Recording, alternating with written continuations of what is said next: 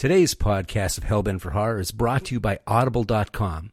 Get a free audiobook download and a 30-day free trial at audibletrial.com/Hellbent for Horror. Audible has over 180,000 titles to choose from for your iPhone, Android, Kindle, or MP3 player.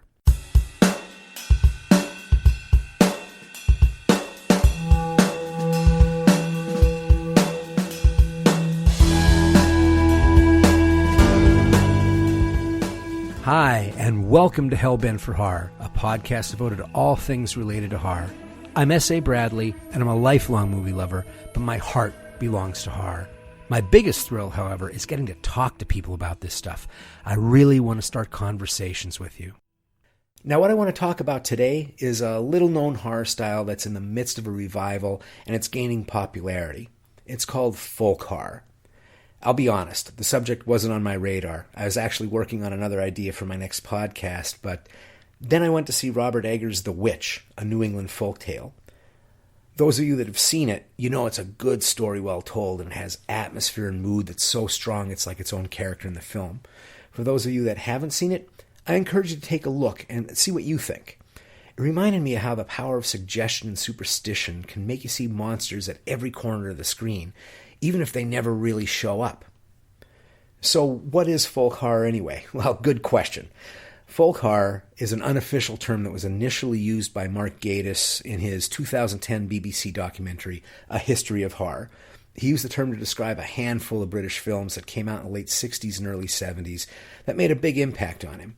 Gatiss saw a loose connection between these films. The connection, in his words, was an obsession with the British landscape, its folklore, and its superstitions. Now, most of these films were period pieces that took place in 16th and 17th century England. They had names like Witchfinder General, The Devil Rides Out, Mark of the Devil, The Bloody Judge, and the interesting Blood on Satan's Claw. The ones I just mentioned, they're all costume dramas, just like the Hammer films before them. But these movies promised more in-your-face sex and violence than the Hammer films could ever deliver. And the endings weren't what you could consider happy or resolved. However, there was one movie on his list that didn't take place in Elizabethan or Stuart period England. The setting was contemporary, and the location was on a Scottish island.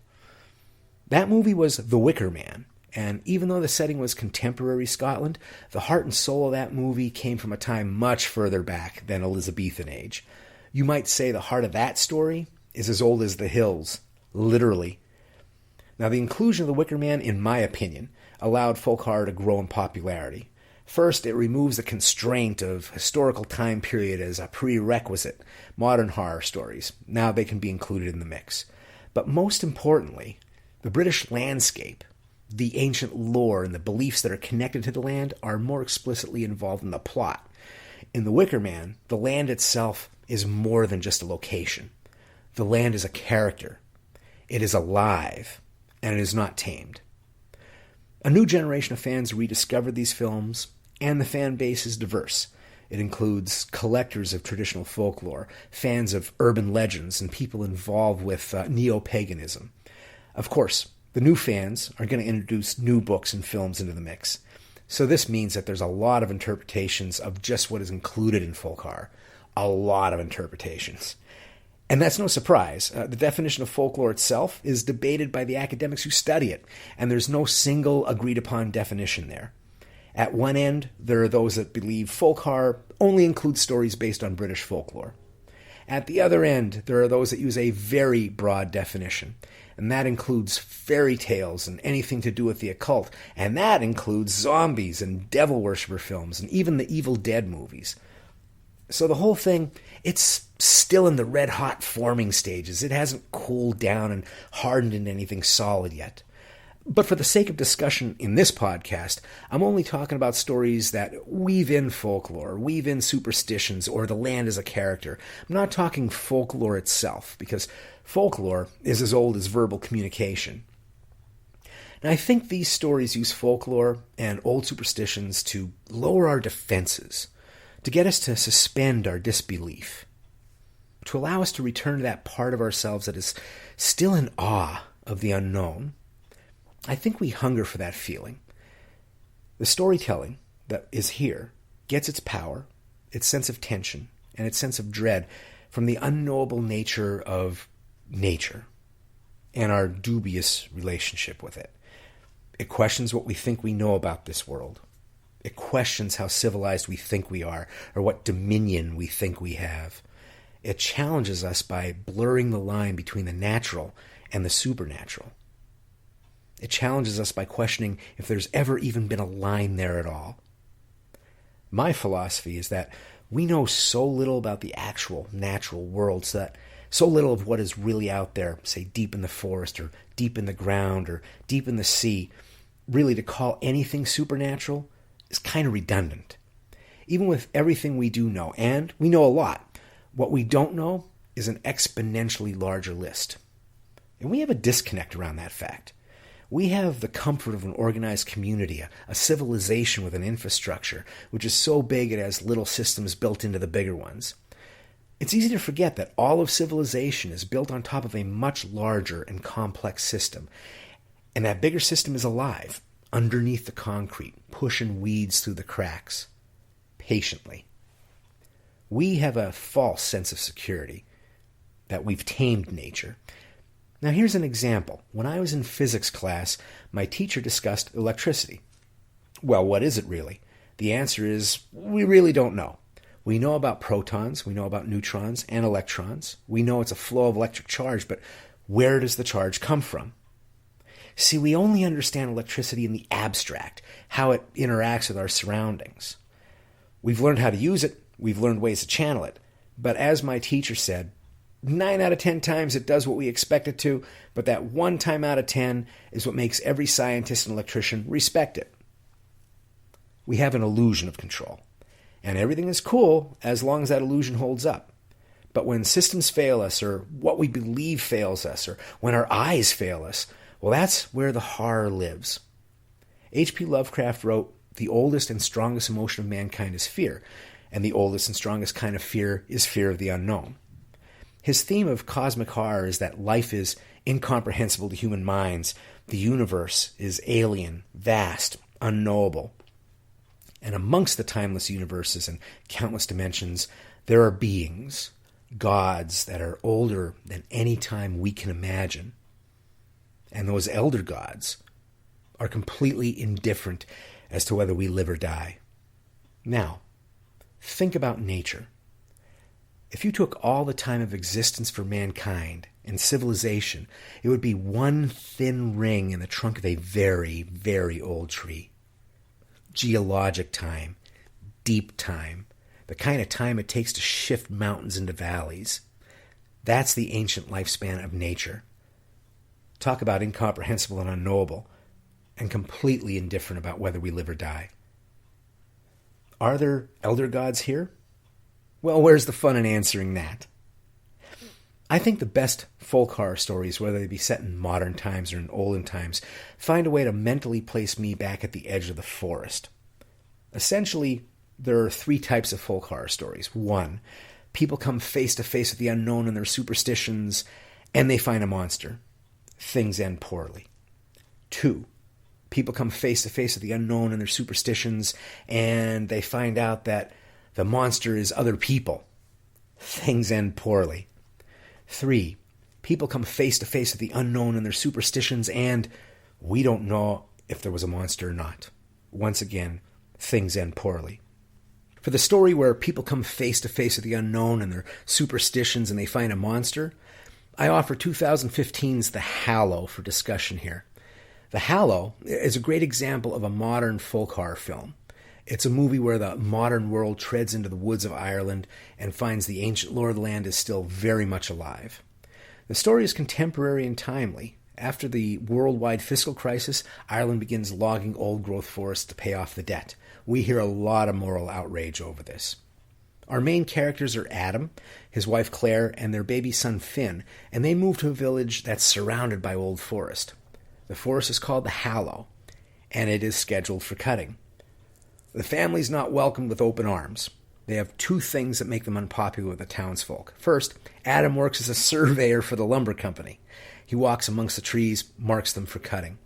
And second, they're Londoners. They're not only Brits moving into an old Irish homestead, but they're also city dwellers. There is a clash of cultures. The townsfolk have odd customs. All the houses have iron bars across the windows. Claire doesn't like the bars. She takes them down. Now, this is considered a major faux pas by the locals. Claire gets a little dose of just how much superstition and lore are mixed into daily life here.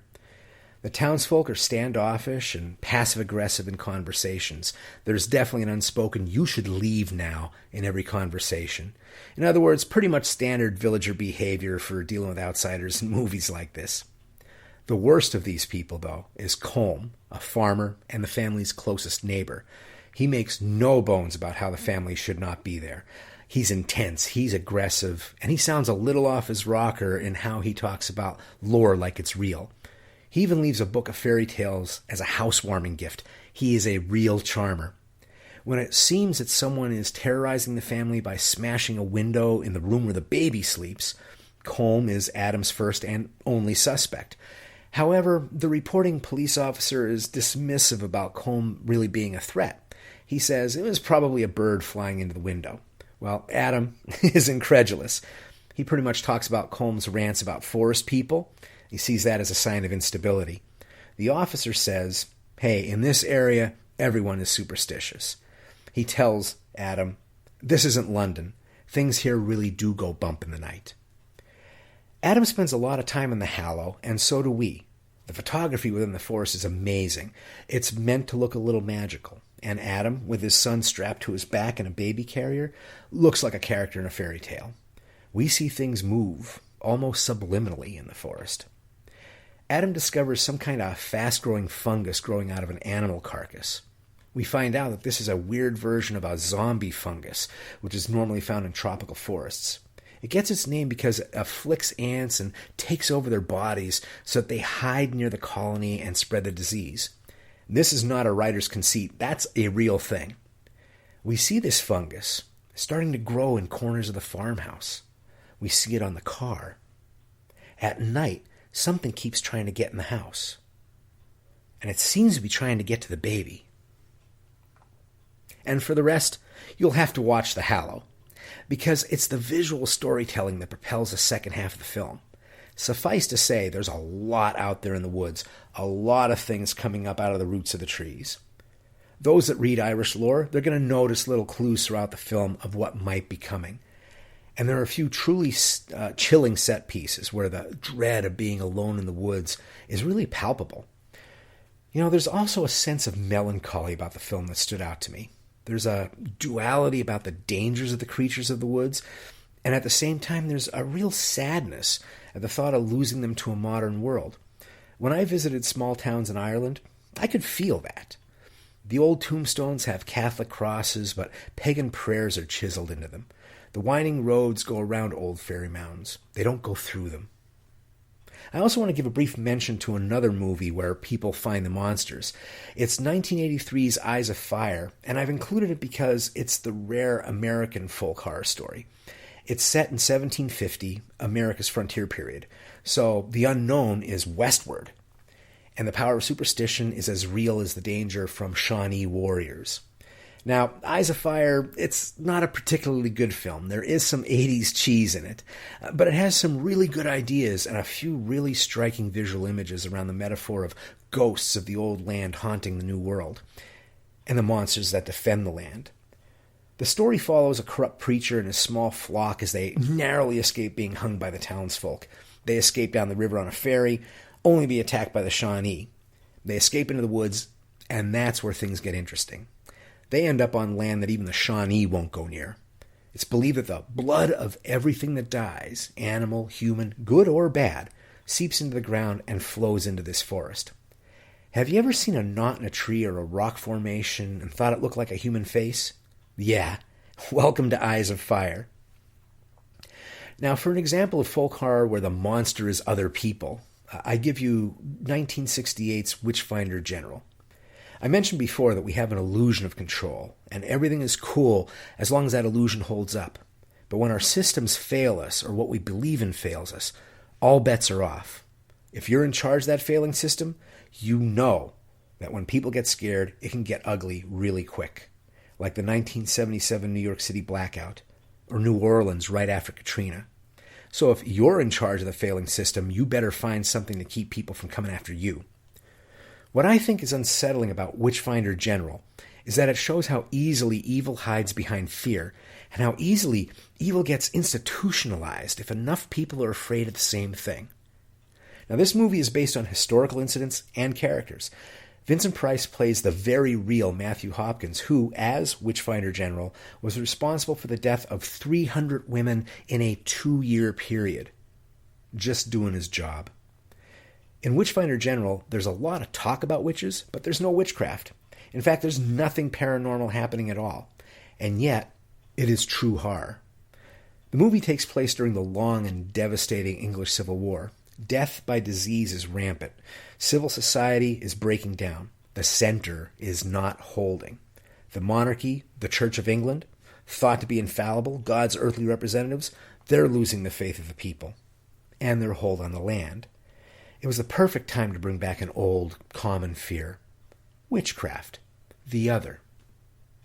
Now, how does that happen? Perhaps an authority you trust tells you, hey, there's a reason that there's all this suffering in your village. It's because an evil element we thought we got rid of is back. It's plotting your downfall right under your nose. Now, we know you're good and God-fearing. Help us help you. Think hard. Who's been acting odd? The power of suggestion and superstitious fear spreads like wildfire.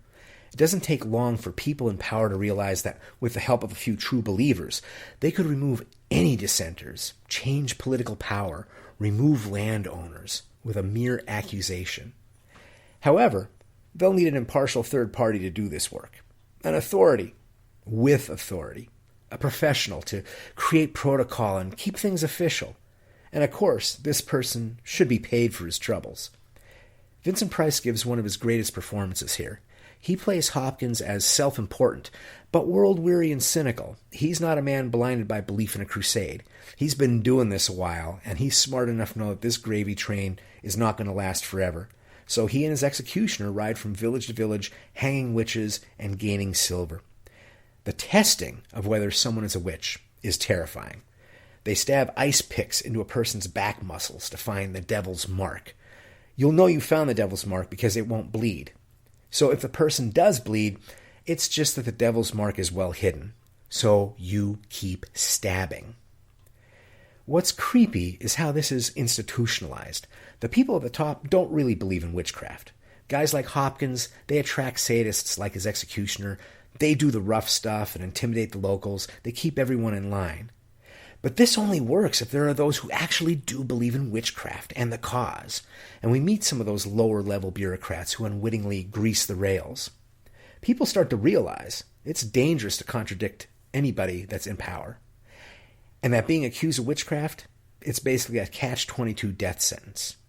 They start to fear their liberators as much as they fear the devil. The torture scenes are historically accurate, and they get more disturbing as the movie goes on. Hopkins becomes more and more morally corrupt and maybe just a little insane. When the movie first came out, it was censored and it was criticized as sadism for the sake of sadism. I will say that even after much more graphic torture that's been in films over the last 40 years, some of the scenes are still very effective. Some of that is because the situation, the hopelessness of the accused, feels very real. The witch hunts were real. The Inquisition happened. The Druids were wiped out at Anglesey in Wales. The Native Americans had their last stand at Sugar Point. Pol Pot and Year Zero in Cambodia actually happened. Right now, you're probably thinking of other examples I haven't mentioned. The horror is that this situation is repeatable. The horror is that it gets repeated because it's an effective model. And next we come to stories where people come face to face with the unknown and their superstitions, and we don't know if there was a monster or not. I want to talk about a short story that was written in 1910, which I think is a starting point of the modern version of folk horror. It's The Wendigo by Algernon Blackwood. Algernon was an influence on H.P. Lovecraft, and he believed that everything that happens in the universe is natural, but we can't comprehend it. The Wendigo deals with men venturing into the wilderness, and in return, the wilderness ventures into them. Now, what Blackwood does in this story is very interesting. It is a horror story, but we never really see a monster. In fact, we might even swear we saw the monster after we finish the story. There are signs of real weirdness. There are unexplained sounds coming from deep in the woods, but no monster. Blackwood takes a perilous situation, makes the characters vulnerable, adds superstition and the power of suggestion, and then lets the story happen. The Wendigo has a hunting party heading up deep into the vast and unexplored wilderness of northern Canada. The party comprises of 2 hunters, Dr. Cathcart and Mr. Simpson, and Simpson's nephew, who's a divinity student and is also our narrator. They've come to Canada to hunt moose, and they're accompanied by a native cook named Punk and 2 guides, a man named Hank Davis and another named Joseph Defago, a French-Canadian. Now, Defago is a man of the woods. He's fascinated and cautious about the North Country. He knows the legend and lore of the indigenous people. Defago, for all his manly machismo, is also sensitive, and sometimes his emotions get the best of him. He's a superstitious man. Now, Blackwood was a lifelong nature lover, a hunter, a mountain climber, and his experience pays off in the writing. In the beginning of the trip, the woods are described as exhilarating. The trees inspire awe. There's a feeling of connectedness to the land, and the men have a great camaraderie. However, when the story opens, they have been in the wilderness for a week and have seen no moose. And edges are starting to show in the relationships. The group decides to split up into 2 hunting parties. We follow the young divinity student and Defago. They cross a lake and head into the backwoods, the deep woods. Now, Blackwood's writing changes tone. We feel the fearful loneliness of someone leaving the last civilization behind. The camp becomes a speck. The lake is dead silent. Isolation. Now, a walk in the forest transforms into a vast, threatening sea of trees. Instead of feeling a connectedness to the land, he is frighteningly aware of how alien he is there, how insignificant. The forest looks the same in every direction. The quiet of the woods now means everything's listening to you. Everything is watching you. And now, they may have gotten lost. And the sun is going down. They make a camp and they pitch a tent. The men talk to relieve the tension. Frighteningly enough, Defago, the scout, is the one who's losing it. He knows how deep in the wilderness they are. And as a superstitious man, he knows what lives out there. He's compelled to tell the story. It's an old Ojibwe legend of a large half-beast that is the demonic spirit of the woods. It moves with the speed of the wind. This beast smells like death. If it sees you, it can capture you and possess you. It will speed off with you and transform you into something else. Legend says that something else will look like you on the outside, except that your feet will have burned off from the speed of running with the spirit at the treetops. Your eyes will bleed from the wind. The spirit is called the Wendigo, and try as he might, Defago can't stop thinking about it. Now, both men are infected with an irrational fear of what's out there, possibly watching them. The men try to get some sleep in the tent. Instead, they lie there, listening. There are strange sounds in the dark. Defago starts trembling. There's tapping on the tent. And then a terrible smell in the wind. Defago sits bolt upright. He's listening with every molecule in his body. Something, not quite human, it sounds like the wind. Something calls out Defago's name from above the tent. There's a scream, there's a flash of movement, and Defago is gone. Our narrator runs in the direction of screams he hears in the woods. He follows Defago's footprints. they start to change. The distance between footprints gets wider and wider until they're gone. The trail ends.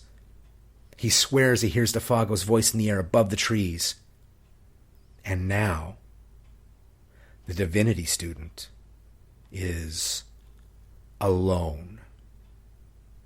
He starts a terrifying trip back through the wilderness, praying to find the lake and the base camp.